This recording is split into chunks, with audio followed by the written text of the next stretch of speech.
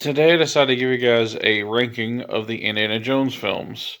This won the previous poll, so I figured I'd give you guys this before the Halloween season began. I've always loved the Indiana Jones films, and it's probably the ultimate adventure film series. There are 5 films in this series, and so without further ado, I decided to give you guys my ranking from worst to best, starting with Indiana Jones and the Kingdom of the Crystal Skull. This one was released in 2008, and it was the return of not only George Lucas and Steven Spielberg to the franchise, but Harrison Ford and Karen Allen as well. We get to see a older Indiana Jones in the 1950s, and also Shia LaBeouf playing his son that he didn't know about. This I don't think is a terrible film, but I do understand people's hatred for it. For me, I think the film is really good up until the motorcycle chase sequence with him and Mutt. The film pretty much just loses its momentum in the third act, and it becomes almost farcical, something that akin to like episode 2 or something. I feel maybe George Lucas got his hands on this one more than he should have, and it just feels too glossy and too modernized. The story basically shows Indiana Jones on a quest to find a crystal skull that can potentially contain all knowledge, and along the way we find out about interdimensional beings, and they're basically just aliens. Between the CGI monkey swinging scenes and computer generated ants, as well as just glossy looking backgrounds, I don't know why, but the film just has an artificial feel to it, and the third act really is a letdown. But up until then, it is enjoyable enough, but really not that good of a movie. From this point forward, I actually rather enjoy all these films, even though some are more flawed than others. And in fourth place, I'd have to go with Indiana Jones and the Dial of Destiny. The fifth, and I would hope final Indiana Jones film, sees an elderly and retired Indiana Jones kind of down on his luck after losing Marion and spoiler alert, having his son die in Vietnam. This is definitely Indy at his lowest point. He doesn't really enjoy being a teacher anymore because no one is really enthusiastic about history at this point. But an old friend's daughter pulls him back into an adventure, and he ends up trying to find this device that can, spoiler alert, potentially time travel. It's an interesting story, and I actually do rather like this one. This one got a lot of hate, but I feel this is an improvement over the fourth movie. It is unfortunate to see Indy at a low point, but I kind of enjoy that dynamic of the character, and it's also interesting to see him slowly build back into the adventurer that we all know and love, even though he has lost a step by this point. It's not as hard hitting in the action department as some of the other ones, although I do think it's probably an improvement over part 4. There's just much more practicality to this one. I also rather enjoy the villain, played by Mads Mikkelsen, who is a Nazi trying to more or less do what Hitler couldn't do with this dial. I do think the film has some problems, like the second act has a little bit of a lull in it, but I do enjoy all the characters. I do enjoy seeing Indiana Jones on one final adventure. My biggest gripe is that the film does end rather abruptly. You do get a pretty good finale, but the resolution just kind of sneaks up on you. Still an enjoyable film, but one that I think gets too much hate. Coming in at third place would have to be Indiana Jones and the Temple of Doom. Part 2 is just great. Although chronologically, this is actually the first Indiana Jones movie taking place before Raiders.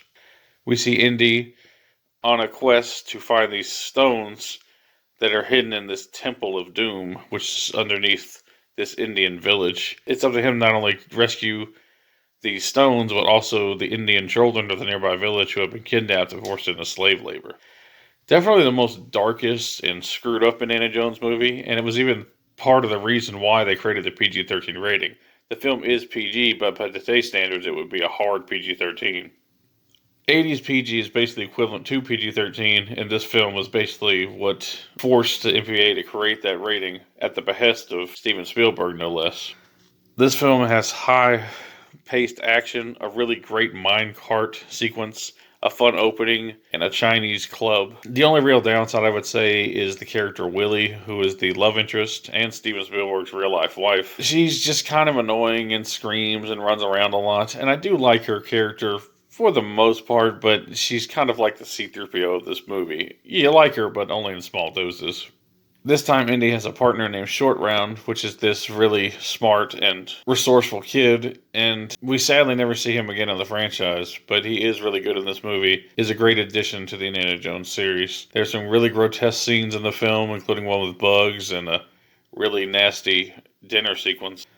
And some people find the film to be racist and outdated, and I can understand some of those complaints, but Temple of Doom is still a blast and one that I very much enjoy. Coming at number 2 is Indiana Jones and the Last Crusade. This one basically sees Indiana Jones trying to recover the Holy Grail with the help of his father, Henry Jones Sr., played magnificently by Sean Connery. This was a great entry, and it probably should have been the last one, with the film literally ending with Indy riding off into the sunset, but the Adventure of Time is great. The Nazis are back this time, and this time they're also going after the Holy Grail. Indiana Jones must use his father's intuition as well as his own, and try to stop them, as well as working with a secret organization who wants to protect the Grail as well. The story is just really good. There's a lot of fast-paced action.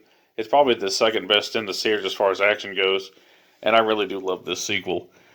It's great for a reason, and it's loved for a reason, and that's mostly because it's just so damn awesome. You have to watch The Last Crusade if you haven't. It really has some great twists and turns, and it's just a fun adventure. But you can't beat the number 1 pick, and that's Raiders of the Lost Ark. Essentially, this film shows Indiana Jones tasked to protect the Ark from the Nazis. That's the Ark of the Covenant. He needs to rescue it with the help of Marion Ravenwood, which is more or less the love of his life, and then return it to the people in charge, the top men, so to speak, so it can stay out of the hands of the Nazis. It's just a great story that has amazing globetrotting that would become a staple of the franchise. There's great characters like Sala, which is Indiana Jones' friend, and Marion is a great character as well, played by Karen Allen. There's just nothing not to love about this movie, and if you've seen Indiana Jones, you know it's great. And if you haven't seen it, just stop wasting your time and go watch Raiders of the Lost Ark. You just can't beat this film. It's the ultimate in action. It's the ultimate film and adventure, and it is one of the best films that Spielberg and Lucas ever made, and it's one of my favorite films of all time. Well, that's my list. There are also some great Indiana Jones video games, such as the Infernal Machine on the 64, which is probably my favorite, as well as the Emperor's Tomb on Xbox. There's even a new game coming out called The Great Circle, and I'm very much looking forward to that. If you'd like, leave your list down below, or just tell me your favorite Indiana Jones film. This is a great adventure series starring the legendary Harrison Ford as Indiana Jones. Thank you all for watching, and peace out.